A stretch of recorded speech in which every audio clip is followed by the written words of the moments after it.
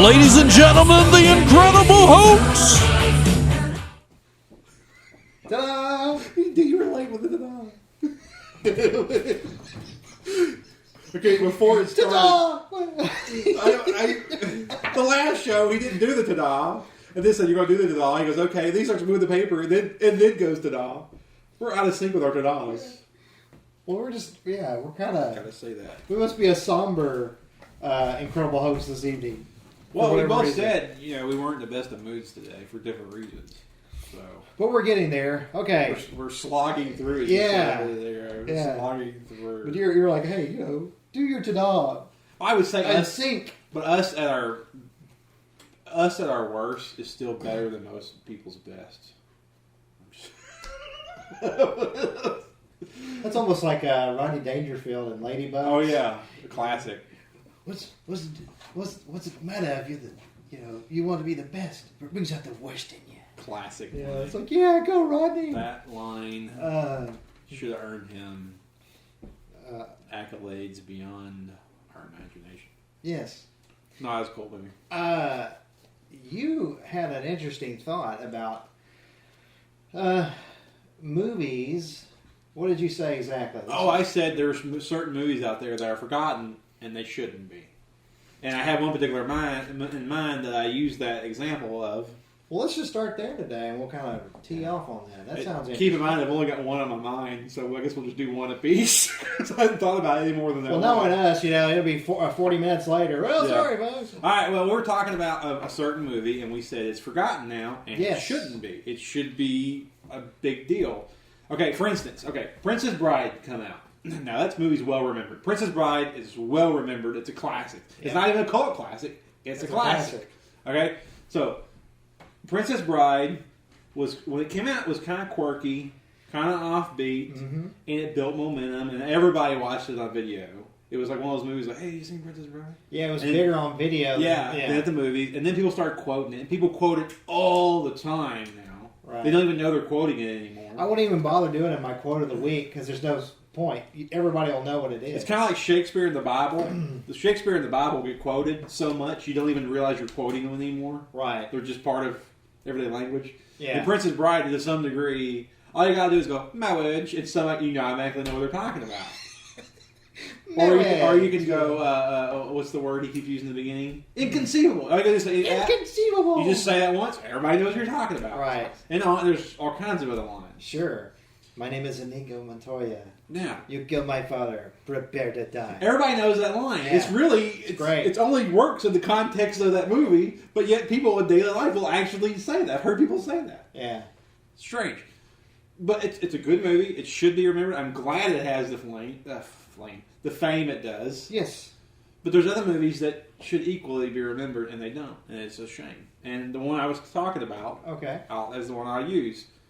It came out in the 80s. We were big. We watched it a million times. Our sister. Yeah, she liked it. She was like it was like her favorite movie for like forever. Probably until Princess Bride came out. But yeah. And it was Rutger Hauer, Michelle Pfeiffer, Matthew Broderick, Lady Hawk, directed by Richard Donner, right? Right. Music by Alan Parsons Project. Actually, wasn't it? Now he produced it, but his conductor for the Alan Parsons Project actually did Andrew Powell actually did the score. Okay. But he did it in the Parsons style. And it definitely is. And he produced it, so it has the Parsons stamp. It's got his stamp of approval and whatever else. Anyway, it was a romantic movie. It was was it a romantic movie? It was just dripping romantic movie, and it had Matthew Broderick with the comedy elements. He was the comic relief in it before. This was before Ferris Bueller, so he wasn't as big a deal at the time. Yeah, it was before Ferris Bueller. Yeah, so he wasn't Matthew Broderick yet. Right. It might have been after War Games, though. It was somewhere between War Games and Ferris Bueller, I think. Pretty sure. It came out in 85, and Ferris Bueller came out in, 86 or 87?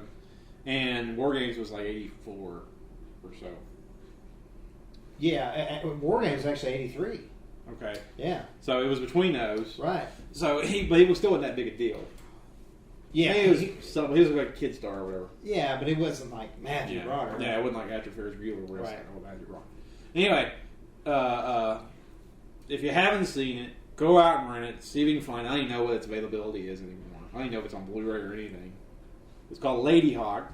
Rutger Hauer. It's DVD definitely though. Yeah, Rutger Hauer is a knight or whatever.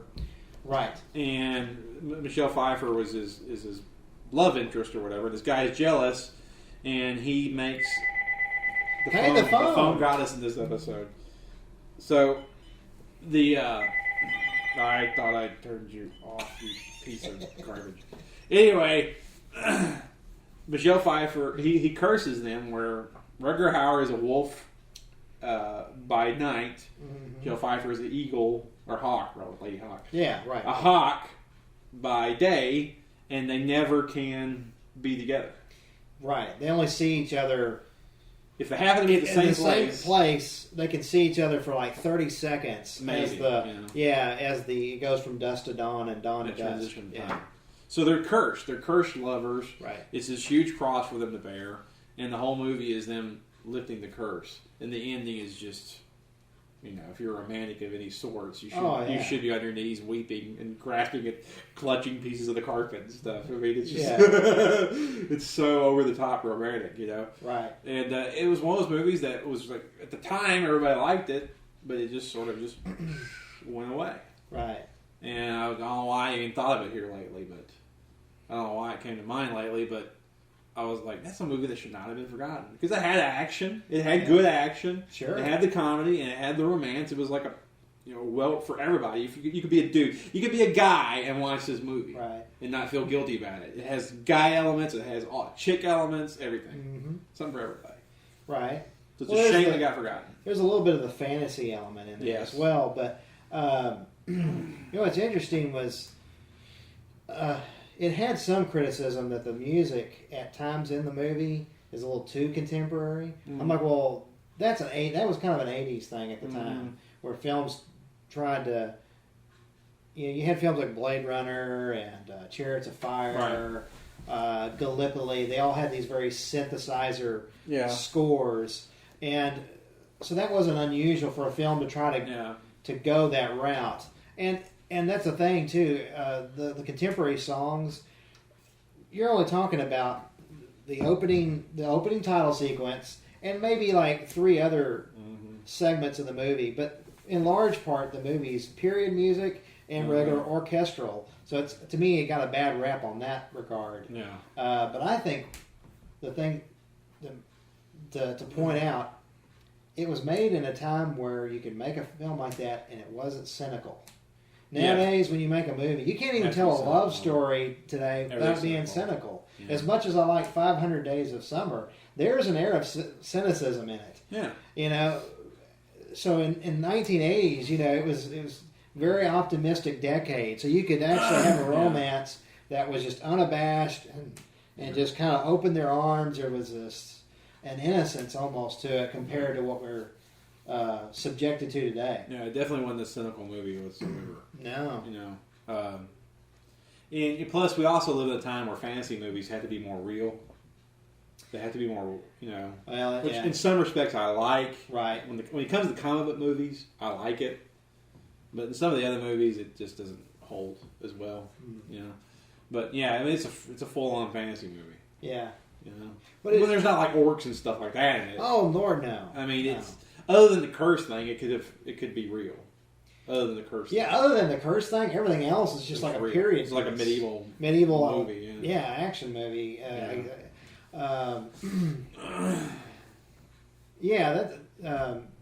That's a movie that shouldn't be forgotten. When you think of on several levels, like you pointed out, if you think action or fantasy or even romance, it should be grouped in there.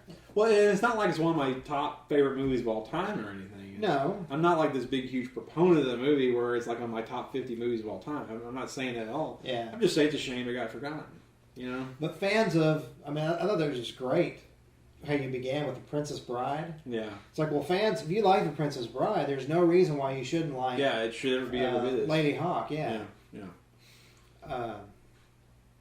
So yeah. All right, so your turn. I mean, I've got others, but we'll just stick to the one since we did 10 minutes on that. Films that should be bigger than what they are. I should have been taking this time to think about that during this time.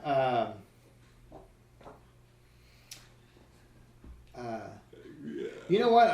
I'm going to mention this, and I'm probably cheating a little bit. Okay. But it's the first one that's come to my head. Is Groundhog Day. You know, here's a film. When it came out, it was seen very much as like a contemporary film. Yeah, I saw it at the movies. Yeah, when it came out. And it was just okay. Here's yet another contemporary comedy. But it's become kind of over the years. It's kind of become a classic. But there is still a large segment that kind of still view it as it's just another contemporary whatever. But I don't think enough people really regard it as one of Bill Murray's finest films. I think if somebody was to look at Bill Murray's take Bill Murray's movies and say, hey, what's the best Bill Murray's? I think most people put in the top 5 have to. You would think. My personal favorite is Quick Change. That's a movie that's forgotten and shouldn't be. It's Quick Change. That's Gina Davis, Bill Murray, and Randy Quaid. Quick Change. If you can find it, I swear to God, drop what you're doing and go get it now. Quick Change, awesome movie. But go ahead. Let me just step on. No. That's probably an even better example of this topic. Is Quick Change. That was a film that. At first, it may seem mean-spirited, so it may require a second viewing to really get the humor. For which one? For Quick Change. Yeah. But if you'll allow yourself to really give that movie a chance, and maybe to see it that second time, that film, now that I've seen it on numerous occasions, it rewards every time you see it. Jason Robards is the cop, the detective. One of his later roles, Jason Robards. There's just all kinds of good there's all these little side comic. It's one of those movies with all these little bitty side comic moments. Yeah. Like there's the security guard who's bragging about how he almost stopped him, and he keeps this every time he tells the story gets bigger. It just gets bigger and bigger. And then there's the little side element of the taxi driver who's a foreigner, and he just keeps getting interrogated and grilled and probed and everything by the cops, and he really didn't do anything. Right. But by happenstance, he just keeps getting grilled, and it's just... And finally, Jason Robards finally gets him off the hook. But you feel so bad for him, because, Tony Shalhoub, I mean, we all know him now as Monk, that popular TV show, but that back then, and that was even before he was on Wings, the TV show. So, people who are fans of his will enjoy seeing that movie in an early role. He's really funny. Yeah. There's a bunch of other films out there as well that are they got forgotten. They should have been like pretty much every movie John Dahl made. Remember the guy who made Kill Me Again, and Red Rock West. Did he? And Last Seduction. I think he did Last Seduction. Did he do Lone Star as well? No, that was John Sayles. John Sayles. Sorry, wrong guy. But anyway, that guy's like, if you look at his whole film catalog, is like all these great movies that sort of got swept away. It's like, no, the guy, if the world was fair, he'd be every bit as big as, Soderbergh and all those other directors. Sure. I mean, there's no reason why he isn't. I have for the life of me, I don't know why. I don't know, it's politics or whatever. But anyway, that guy, like, go rent Kill Me Again, go rent Red Rock West, go rent Last Seduction, which I'm pretty sure was his too. I mean, that's like this trilogy of these modern film noirs that just knock you on your ass. Yeah. Well, I actually thought of one that I thought was, if people are like looking for family entertainment, but also like, romance, I tell you a movie that shouldn't be forgotten. It was a small film, came out in the mid-90s, and it is a film that still holds up very well to this day. A Walk in the Clouds. Keanu Reeves stars in it. You also have Anthony Quinn in an important role. Yeah. This was a film that... I remember that movie. It's almost like a bit of nostalgia, old-fashioned filmmaking. And I would urge people to give it a chance. Talking about films that should be higher in more high regard. I think that's one of them because people are constantly like, well, I have a family and I'm looking for something clean, something we can all watch together, blah blah blah. But you want to recommend something that's good, not something that's there's all kinds of clean crap out there. Yeah, it's like I'm not going to tell you to go watch Casper. That was terrible, But dead kid. I'd feel exactly, but I'd feel really good about telling you, hey, go see A Walk in the Clouds. Yeah. It's also one of Keanu Reeves' best performances. So I know a lot of people are down on Keanu Reeves, but I think they'll be pleasantly surprised when they see that movie. So that would be my 2 cents. My own problem with Keanu Reeves is it's not really his fault. He is a limited actor. I mean, I know you're a big fan of his, but he's a limited actor. Right. And if he was honest, he would say the same thing. And that's not bad. I think he knows it, too, because look at the roles he chooses. He makes sure he's like the Drew Barrymore of the male, He don't venture out beyond what he knows he's good. Drew knows what she does, and Keanu knows what he does. Occasionally, he would get cast by these directors trying to get him to this other level, and he's not these other levels. He can be very good at what he is, like Drew Barrymore, but you got to have to stay there. Speaking of Drew Barrymore, I have got to say this. Have you seen her in the last 6 months in these the makeup commercials she's doing? Yeah. Wow.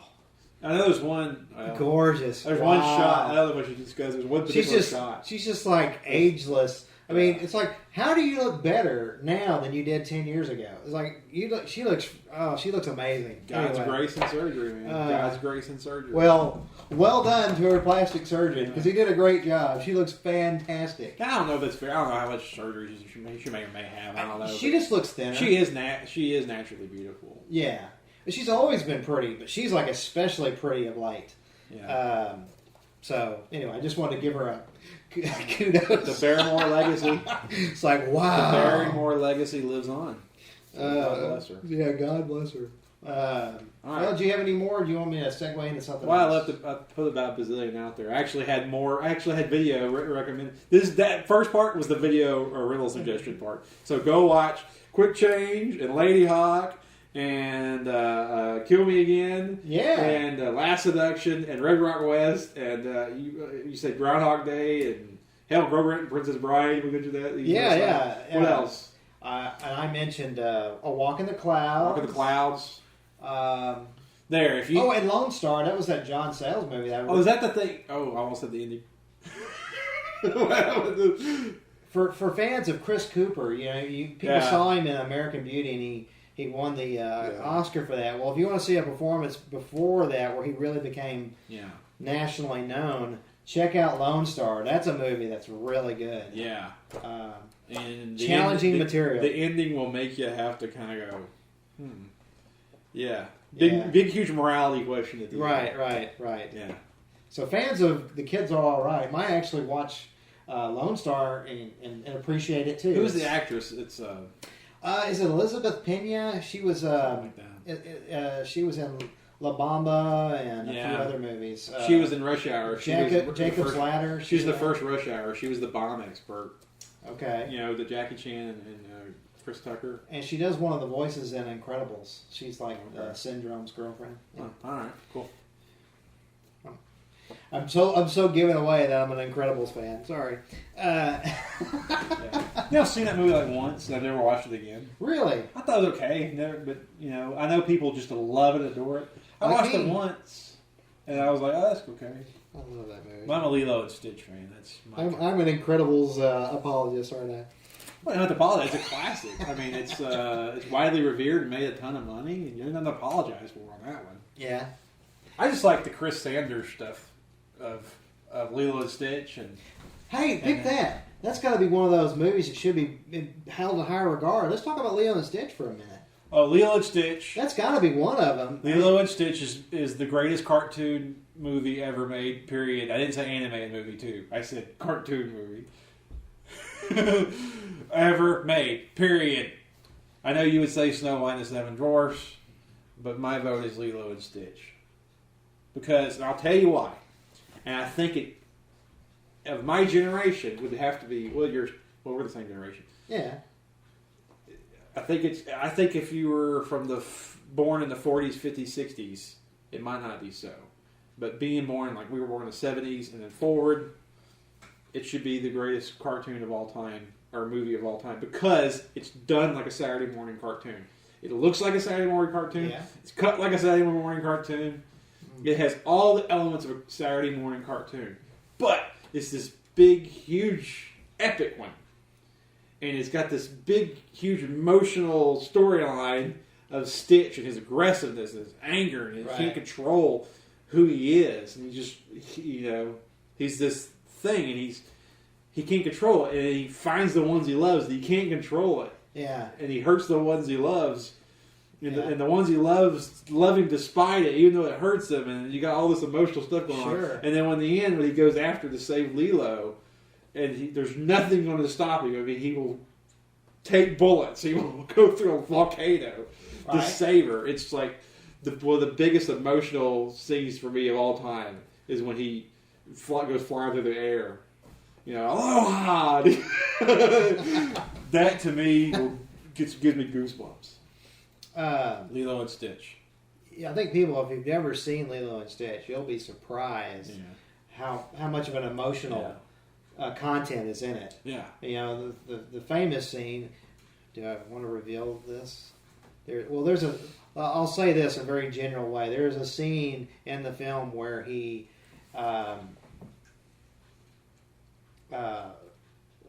he's been kind of a hard to get along with. Yeah. And then he starts really feeling. He reads a book about the ugly duckling, and he starts thinking about that and realizes he's like the ugly duckling. And there's this great scene of dialogue where he gets questioned about it because he obviously is bothered about what that story means. And so I'll just leave it at that. It's a really wonderful scene. Well, to me, the movie was about somebody being asked to be something they're not and acting out in rage about that repression. Yeah. But then realizing that they can be who they are and still love the ones they're with. Yeah. And I took a lot personal. I mean, that's kind of going on this whole thing. But I can relate to that extremely well because I've been asked at times in my life to be something I'm not, and I've acted out in rage, and done things that I'm not proud of or whatever. Yeah. And that to me was an allegory for all of that. Sure. Hell, an allegory is right there. Of somebody being asked to be something they're not, trying to repress it, blowing up, and then but in the end finding that way to use what makes him to serve those he loves. If that makes any sense. Well, it's not a car. It's I don't. It's kind of like Empire Strikes Back. If you watch it a different way, it's a completely different movie. So if you watch it just like a cartoon, it's not going to work. If you watch it looking for and really pay attention to the emotional aspect between Lilo and Stitch, it's a different freaking movie. Just like Empire Strikes Back, if you watch it as a father looking for his son, it's a completely different movie. Right, instead of bad guy after good guy. Yeah, exactly. Well, what's interesting is there is a parallel between what you described in Lilo and Stitch with Snow White and Seven Dwarfs, because my favorite character in that film, as you know, is Grumpy. Grumpy. Well, he has that thing where he kind of like he's putting her off. Yeah. He's not happy about her moving into the house. He puts her off. But damn it, when the chips fall down, when it hits the fan, who leads them? It ain't Doc and his stumbling, mumbling, whatever. Who rallies the troops, leads them, and kicks ass, and goes after the witch? Yeah. It's Grumpy. In heroic fashion. And so I really thought that was kind of cool. A lot of times, I feel like, again, we're kind of talking about how we relate to things personally. Sometimes I feel misunderstood, so I really like the way that Grumpy. I may come off as aloof or something like that, but in my heart, it's like Grumpy. When the chips are down, we'll be there. Right. So, yeah, exactly. So they're great on that level. That's exactly right. I mean, you are like Grumpy. You do kind of keep to yourself. You do kind of grumble. You do kind of gripe or whatever. Right. But when you need it, you come through. Yeah. And I try to. And I'm like Stitch, rather. I am loud. I am obnoxious. And I do things in over fashion. But if you got to go through a volcano, then I'll go through a damn volcano. So we're right. I think you're Grumpy. I'm Stitch. All right, it works. Cool. See, now we know. All right. That'll be our new nicknames. Grumpy and Stitch. Do we want to move into the closing thing, or do we have time for? All right, 25-minute mark. All right. This one might come in the 30. We haven't done that. We did a video rental, so let's just go to quote of the week. Let's go to quote of the week. All right. We gave them a plenty on the movie rental ideas. Tons of movies to watch. All right. Quote of the week. Last week's was dark and difficult times lie ahead. Soon we must all face the choice between what is right and what is easy. Great line from, of all movies, Harry Potter and the Goblet of Fire. Whether you like that franchise or not, that's a great quote. I love the whole idea of what is right and what is easy. Right. Brilliant. All right, this week's is, I want to speak to someone in charge. I want to lodge a complaint. You have no right to make people crazy. I like how I just did it in character, just like he does. Yeah. I'll do that again. I want to speak to someone in charge. I want to lodge a complaint.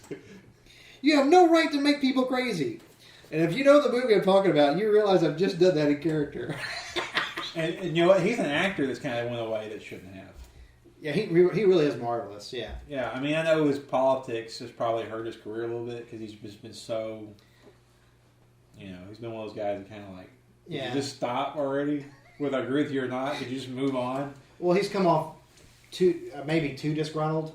Yeah. Yeah, kind of like Ben Affleck. Ben Affleck got a little holier than now with all his stuff, and I think when he finally backed off of that, it's like people could start digesting him again. You're right. It's like I have no problem with celebrities speaking their mind politically. Right.